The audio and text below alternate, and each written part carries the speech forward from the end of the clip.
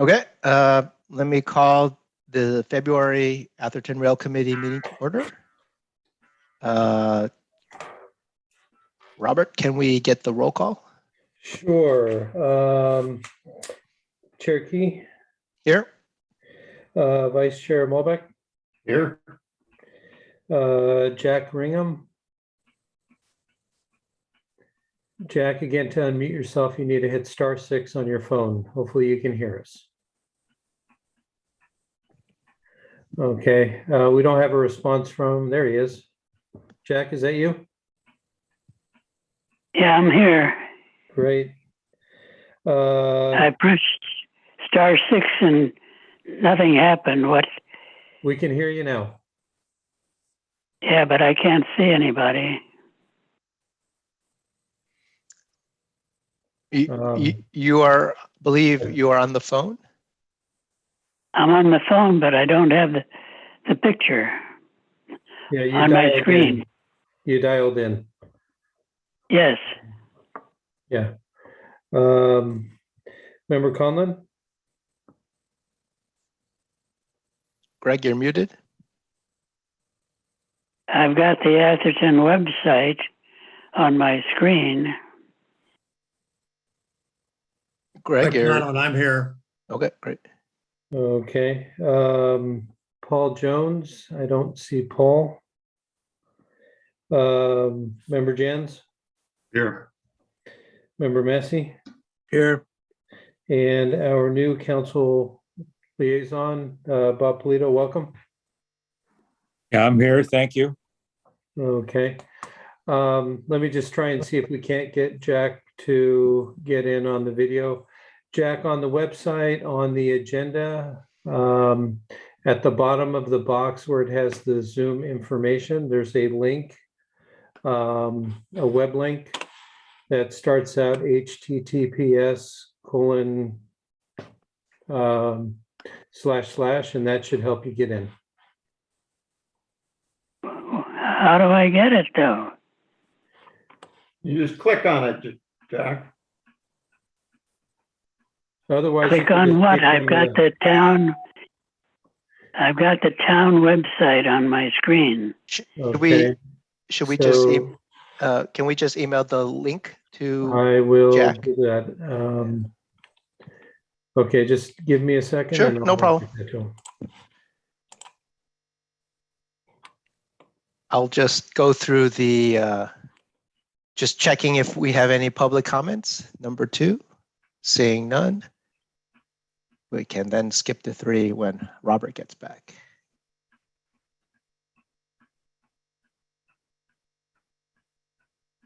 Bob, are you our new permanent council liaison now?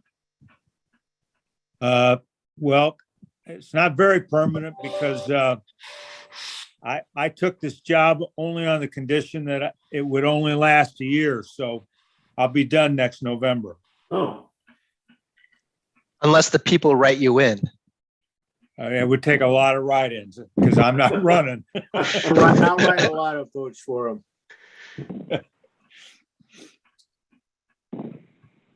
It doesn't take that many votes to get voted to council. We don't have a lot of people in Atherton.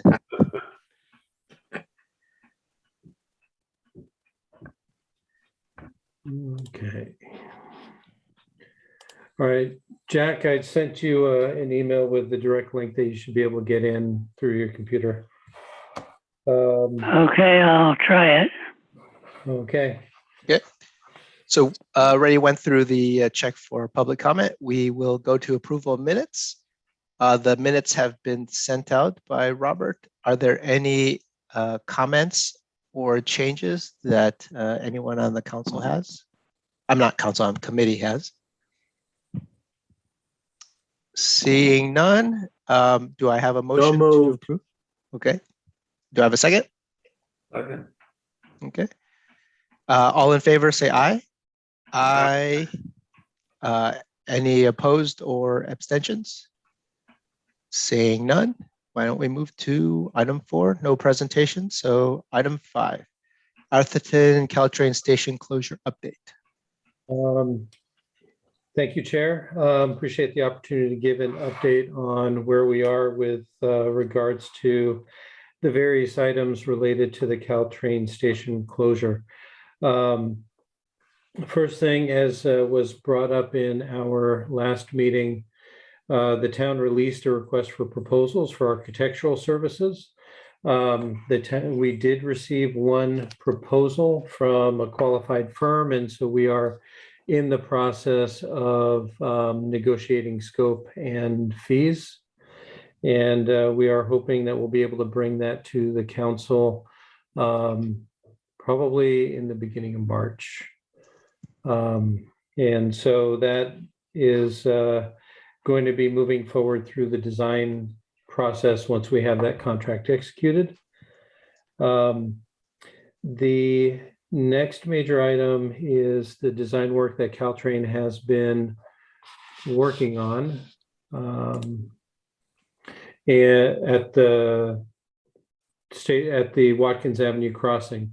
I'm glad to report that the design has progressed to the 65% stage, and Caltrain has passed on a set of plans for us to review. So we're doing that review right now, and we're required to get them back comments by some point next week. So I do want to note that Paul Jones has joined the meeting. Welcome, Paul. Cool. And I think we will have Jack on video in just a second. Yeah, so with that, the design seems to be progressing as anticipated.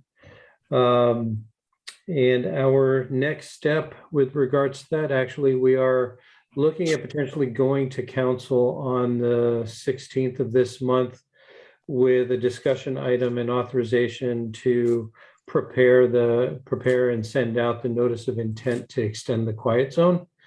It is just a notice that is given to the various operators along the corridor, as well as the FRA and the CPUC, about the intent, in essence, to extend the quiet zone from the Fair Oaks Lane crossing all the way down through the end of town. There is, I believe, a 60-day comment period. The quiet zone obviously wouldn't be able to go into effect until after all of the improvements are done at the crossing, and we have a separate notice for actually implementing the quiet zone that we will have to issue at that time. So the NOI, the notice of intent, is just to inform interested players that we intend to establish a quiet zone at Watkins. That's correct. Okay. Okay, so that concludes my report. If there's any questions, I'm happy to answer. Go ahead, Jim. Yeah, Robert. So does the quiet zone start right at the beginning of the Watkins crossing, or can it be extended a little bit south of that? We intend to make the extension through our town limits. We can talk to Menlo Park about potentially making it further, but the intent in essence is to quiet the horns as they approach the Watkins crossing. Okay, so it'll be some distance south of the actual crossing where it starts. Yeah. Good. Yeah. So if the train is headed southbound, they can start hitting the horn after it passes Watkins, and if it's northbound, they have to stop after they pass Encinal. That's kind of the idea. So the park may still hear some horns if they get southbound traffic, but they shouldn't when it's, well, not directly next to them, I should say, when heading northbound. So. Yeah. But we and later on in this meeting, I'll have an update on what Menlo Park is doing, so I can provide some color on that as well. Are there any other questions? Is there anything being done at the Watkins intersection there besides the quad gates, Robert? I mean, there was talk of changing turns that could be made and an island, and is all that off the table and it's just the quad gates? Well, the quad gates are the main safety improvement. There's no room to install median islands, so that's not going to happen. That's where I'll go tomorrow. In essence, conceptual, I'm going to say that we presented I think it was a 35% design. Caltrain presented to the committee. It is, the 65% is in line with that, with a few enhancements, some minor adjustments to the pedestrian crossing. There's lighting that has been added for the pedestrian crossing. And as indicated, the access to the new signal house will be shifting from coming in at the Watkins crossing to coming in off of Station Lane. I saw I saw someone working on the tracks today. Are they doing the tower additions soon? Is that what they? In driving through and in checking in, it appears that basically what's going on right now at the crossing are USA markings. So underground service alert to help locate utilities. Mm-hmm. And so I think I saw a PG&E person walking around to mark the any PG&E utilities in the area. Okay. They may be moving forward following that. In addition to the actual marking, they may or may not decide to do some potholing. There've been a slew of Balfour Beatty trucks parked in front of my house the last week, so they're out there doing some. Yeah, that's over at the Fair Oaks Lane crossing. Yeah. So, but at the Watkins crossing, as indicated, looks like they're doing utility locating work. Yeah. Yep, they've marked up the street along there.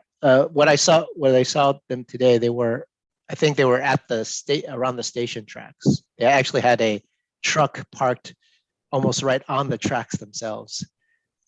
So I guess Caltrain was single tracking it today or something. Are there any other questions? Well, I'm just wondering, is there any need for any dividers or anything on the El Camino side of Watkins? I'm not with the quad gates. I'm not sure that there need be, but I want to make sure that we consider it if there's a way or a reason to put them up. A divider down the middle of the street. Yeah, there's not really much room for a median island, and it would impact the ability to turn left from Station Lane to Watkins Avenue. Well, you could put the yellow marker. What are they had down Ravenswood and Menlo? Yeah. Those yellow markers. If there wasn't Station Lane there, we probably could have done that for much cheaper, but because it's there and we're not going to close the street, that kind of prevents us from using the channel. But is there really a need to when you got quad gates? No, there isn't. Is that the quad gates should be sufficient. Another turnover or bad pass anyway.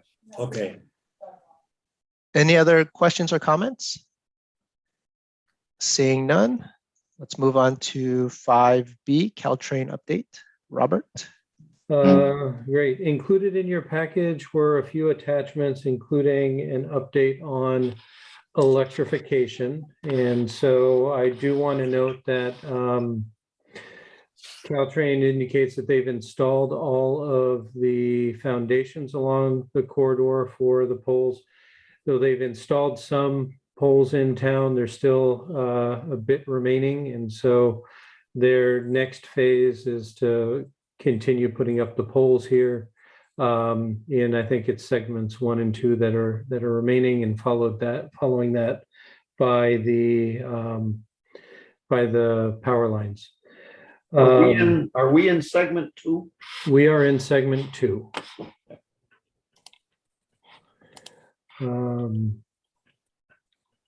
So looking at, so they've installed over 3,000 foundations, completed the work in segments 2, 3, and 4, and have a few remaining in segment 1. Poles are completed in segments 3 and 4, and they have, as of the update that was prepared in December, about 750 poles remaining in segments 1 and 2. And then about 571,000 linear feet of wire that needs to be put up. So that was as of December. With regards to a couple of other items, I think we mentioned last time that Caltrain entered into a global settlement with Balfour Beatty, but didn't have all of the funding lined up. So there was a recent article about our state senators submitting a letter request over to the director of the Department of Transportation to assist in closing the funding gap. And as you all know, the governance discussions are continuing, and I think they have an item on their February 3rd agenda, which outlines a proposal, and I think a separate special meeting will be held on the 9th, I believe, to have that formal governance discussion. To further that, I think there's an agreement with MTC to fund a little over $19 million towards repayment to Samtrans for the right of way. Yeah, And it was Yeah, 19.6 from MTC and 200K from San Francisco. Oh, boy, aren't they generous? Well, I think that was per the original agreement, although that just covers principal. They are still working out the interest/compensation, depending on how they want to word it. I know there's a little sensitivity whether they want to use the word interest, but I think effectively it is interest. But they're having a JPB ad hoc committee negotiate that, and then the San Mateo County Transit District will consider whether that's fair or not, and then they'll come to agreement. So that's kind of how it will play out. They still need to work out that part of the financial part, but the money, the 19.6/8 is coming in, and there's a little bit of negotiation in terms of San Mateo doesn't want that money to be coming from, I guess, San Mateo sources, kind of like, because the MTC collects money from all the counties, and it's a bit like, well, we tax ourselves to pay ourselves in part. They don't want that to happen. So they're figuring that part out to make sure it's not that kind of situation. Are there any questions? I read through some of the language in that marked up, set of agreements. And it seems to me there's a lot of mushy language left. I would not be surprised to see San Mateo County dig in its heels at some point, and drag out a while longer. I mean, I don't know that that's a useful comment, but I just read it. I thought, boy, these people don't look like they're very close to wrapping the whole thing up to me. Okay. Any other comments or questions? I just want to say it's been what, 25 years? Something like that, Since the right of way was bought? Yeah. Was it? since they bought it from Something like that. Union Pacific and San Mateo paid for it all.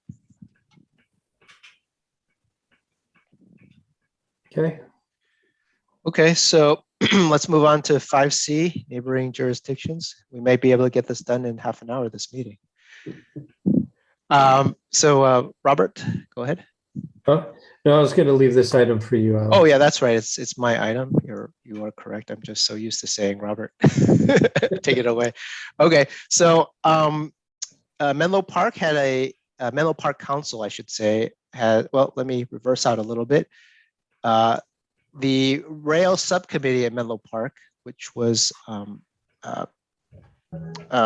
headed, but two council members were on that committee, that subcommittee. They disbanded that, and they're just going to take everything straight to council for rail considerations rather than have it go through a subcommittee then council. And so their council on January 25th had a meeting to get feedback from the community on staff's recommendation to put out a RFP for a quiet zone implementation. So they have ideas for what they want out of quiet zone, and they would like a consultant to come in to give them a ballpark idea. How much is it going to cost? What do they need to do? What's necessary exactly to be QZ compliant, and then they could go out with an actual proposal for construction to bid and see what it really does cost. So this RFP was approved on the 25th. Basically, everyone who provided public comment, including those who are regular Caltrain participants, not anyone from the JPB, but people who are Caltrain, those who actually show up at Caltrain meetings a lot of times, they were also in favor. So it was universally, everyone was in for it. The council voted unanimously to approve this RFP to go out, and the expectation to get after they identify the consultant, work with that group, they expect to have the final recommendation to come back to the Menlo Park Council in February of 2023. So it'll be kind of a year to do that. Have they given up the idea of grade separations on their streets? No, that's still a dream of some. In fact, some of those public commenters said this is kind of an interim solution until they can get it in, say, 10 years or more. So everyone kind of knows it's awfully expensive because you're doing 4 of them, or at least 3, but possibly 4 if they get Atherton's cooperation, or depending on the design they choose. But each one is going to be very expensive, so it's hard to get that money for one town, for one city. Burlingame's got one they want to fund, and it's easier because they only need to pay for one. Whereas if you want 4, and if you want the county to pay, that's a lot of money going to Menlo Park. The rest of the county will be like, what about us, right? So that's kind of a challenge that Menlo Park has. There's also, they still haven't decided on a design either. And part of that is expense. So that they're kind of far away from getting close enough that they could even go out for something to bid. So just continuing on with what I learned, Menlo Park has about $375K budgeted for this, for doing the study of a quiet zone. They got $75K in their budget from just the regular budget, and then $300K from the Springline development. And Springline's the new building on El Camino, if you haven't noticed. They're the big building next to the well, not quite. It's, I forget the 2 streets, but basically they take the whole block. But it's right on El Camino. Glenwood to Oak Grove. That's right, Glenwood to Oak Grove. Yeah. So it's called Springline, and they put in 300 because they're going to have a lot of people in offices and apartments there that are going to want the quiet. So they're very interested, and of course, Menlo Park Council is very interested as well because of all the housing and density going up near there, and certainly they will hear a lot of complaints about horn noise if they don't find a way to address it. Could you say again what their general design is? Or do they have one? They don't. So this RFP going out is to get the consultant to come with the design. My expectation is they're probably going to say it's going to be quad gates all the way through, just because of the way the streets are set up, where they have side streets that can turn into the rail crossing that are very close to each of the rail crossings. And when that happens, it's basically you have to do quad gates. There's pretty much no other way other than you want to shut down the crossing. But I don't think anyone's going to be in favor of that. But there's no talk about elevating it or putting it in a trench? So that's the long term that yes, they have, some people have said do a trench, some people have said elevating in different types of elevation where you could elevate half the way up and then maybe have the street go down a little bit to dip down. So that's been discussed, but each of those probably take at least 100 million each for each crossing, but probably more. So that money is not to be found if you do these quad gates, I think the consultant was telling us for Watkins, it was somewhere a little over $1 million, right? So if you compare $1 million to 100 million, well, that's you get until you find those, $100 million for each crossing, it's not going to, you're probably going to settle like, okay, let's get some peace and quiet. Let's do the quad gates then. What is it they wanted from Atherton as far as cooperation? Nothing at this time. I think they probably will ask us questions about, our quiet zone experience and things like that. But they don't need anything from us in terms of quiet zone, at least not that I'm aware.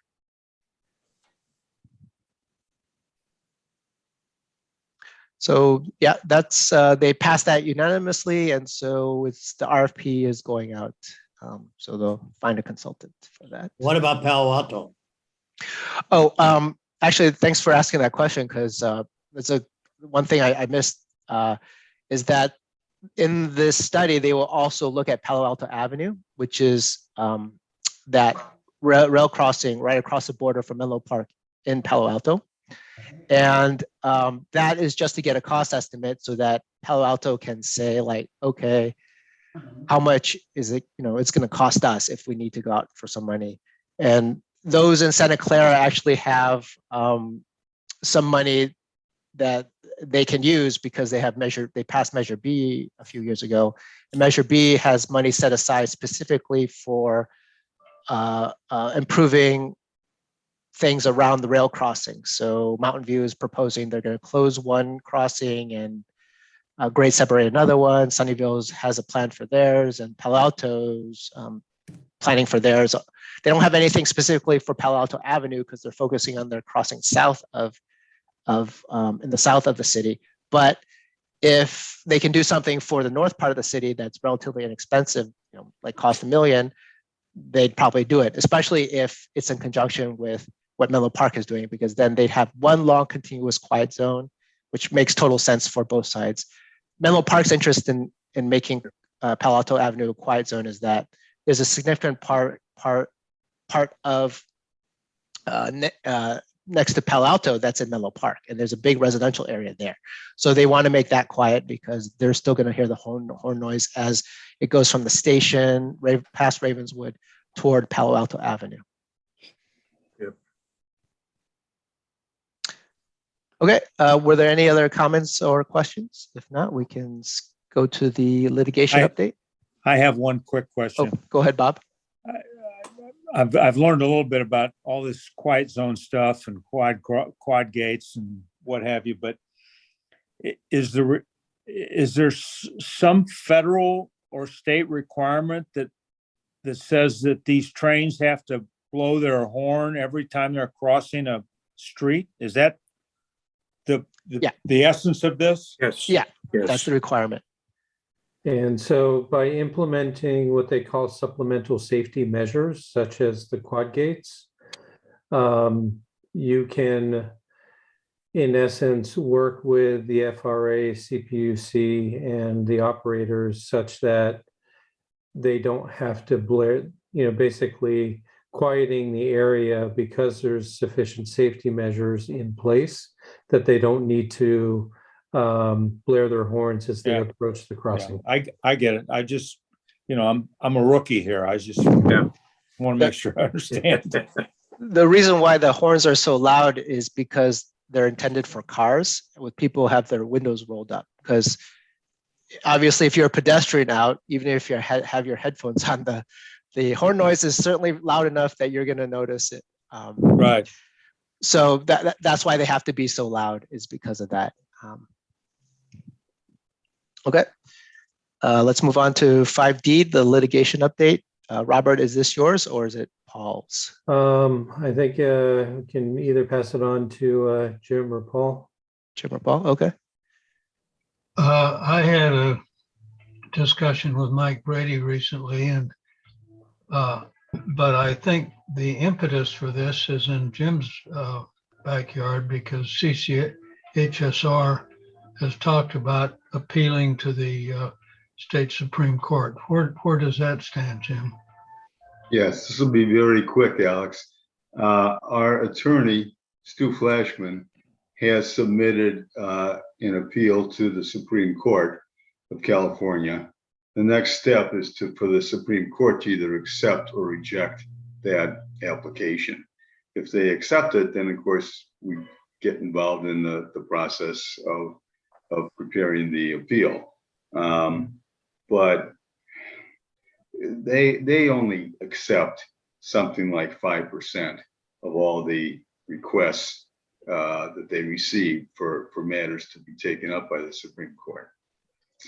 It would be nice if some jurisdictions or entities or organizations submitted sort of an amicus brief, really just a letter, urging the Supreme Court to take the matter. The only one that's been submitted so far is from the Jarvis Gann tax group, which apparently was a good letter. But you know, that group's not particularly in favor with the state of California, I don't think. So I don't know. Hopefully they'll at least read the letter and pay attention to it. We would like to see something like some bond organizations. There is a bond buyers group out there. These people that market municipal bonds and state government bonds and sell them and buy them. You think they, you know, the essence of our argument is that they're misappropriating funds that were approved by the public for the construction of a high-speed rail system, and that's not what they're getting.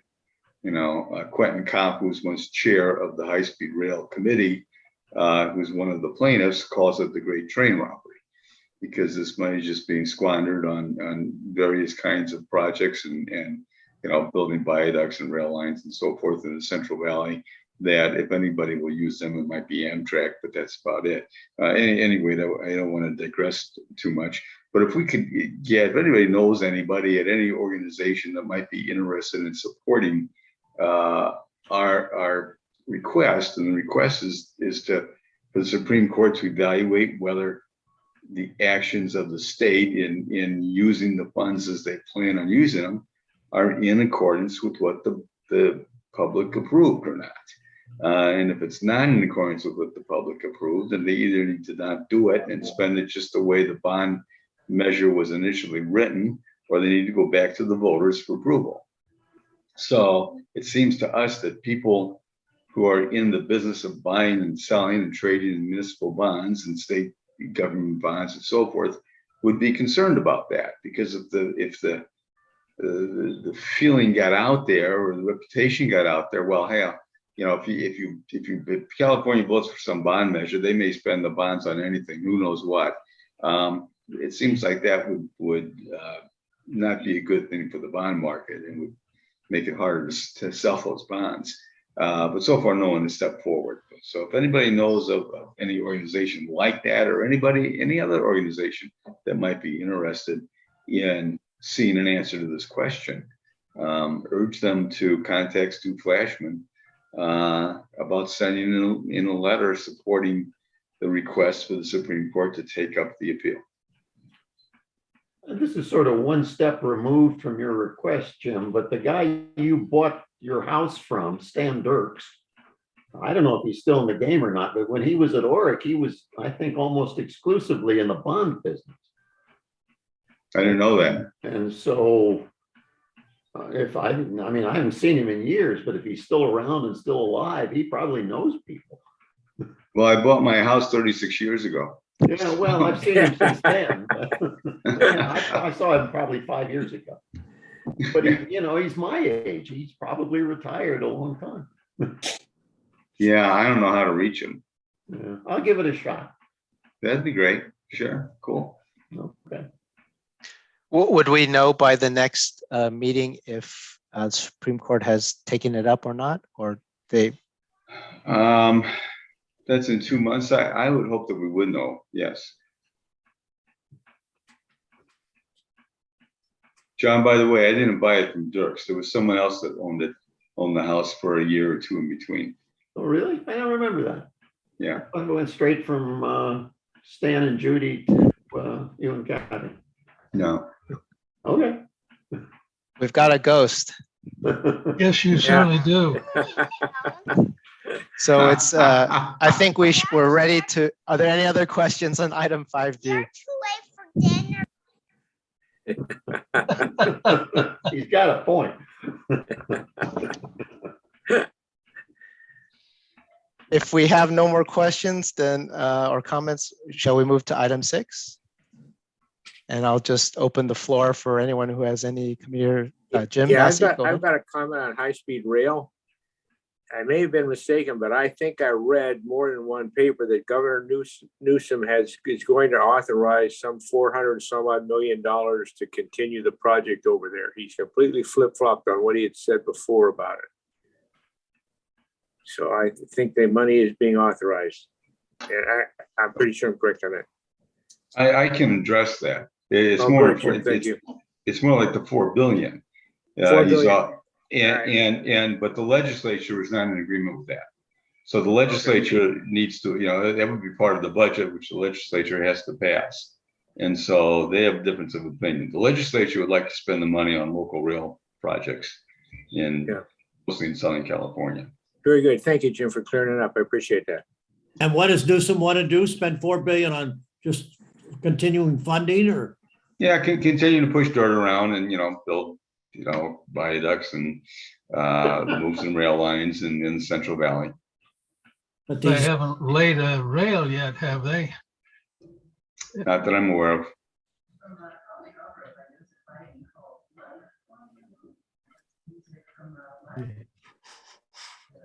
So if Yeah. there's more comments, Yeah, we can move on to item 7. I don't see any members of the public. So are there any future agenda items, item 8, that people want to propose for our April meeting?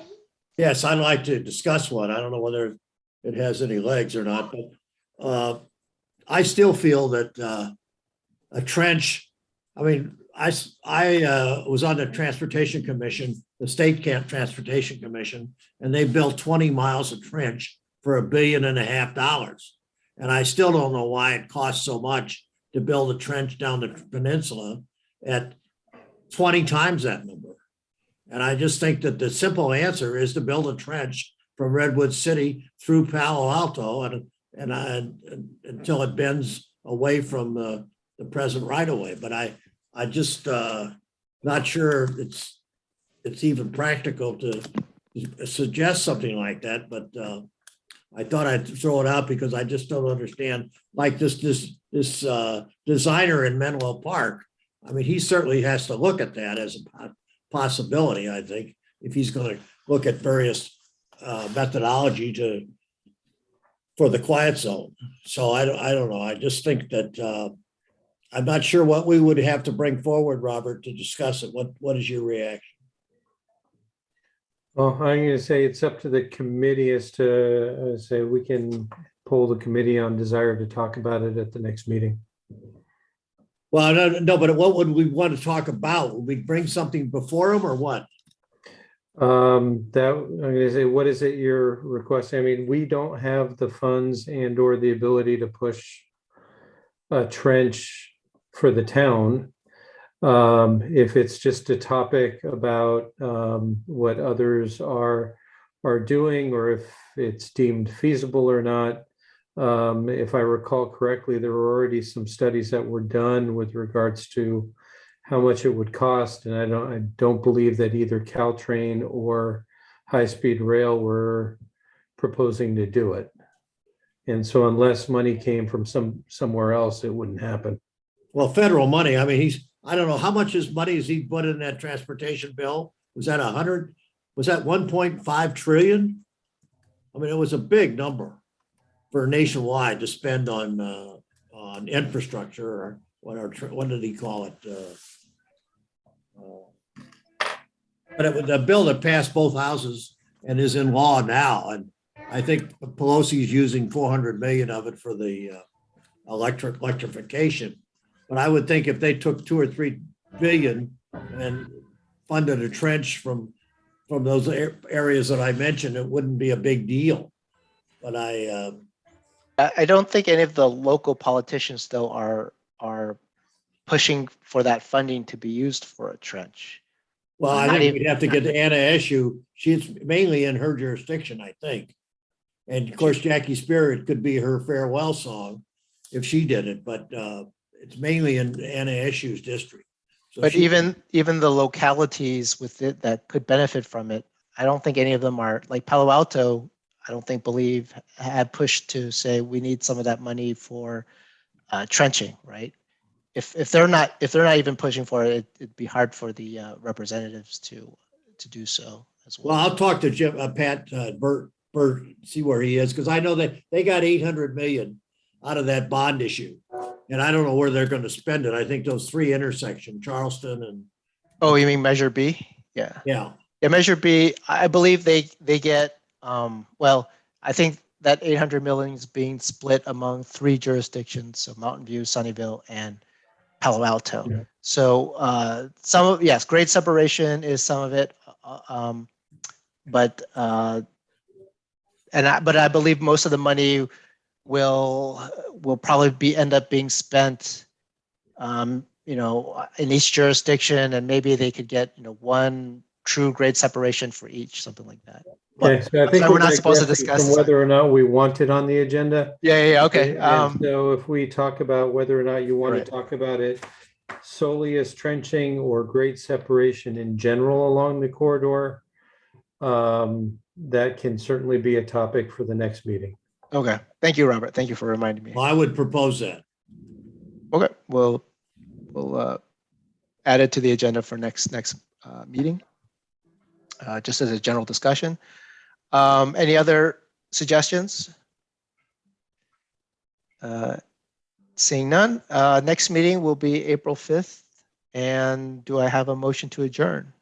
Moved. Second. Okay, all in favor? Uh, Aye. Okay, we'll see you guys in a Right, couple thank months. you all. All right, Thanks. thank you all. Hey, Greg, how soon are you leaving for Carpaccios? 2 minutes.